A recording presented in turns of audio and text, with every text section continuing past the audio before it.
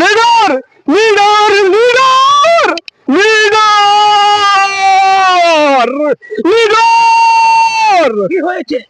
Leader, দেশ শেষ হয়ে গেছে। কি হয়েছে? অন্য রাজ্যের রাজ্য আমাদের রাজ্য দখল করতে আছে। আপনি আমাকে হুকুম দেন, আমি এই রাজ্য আমি সার করে না। কোনো চিন্তা করবেন না, আমি লিডার বলে বেঁচে আছি। এই রাজাকে উচিত বিচার আমি করব। আমি শুনেছি সাধারণ প্রজার উপরে হাহাকার, অত্যাচার ও বিচার করছে।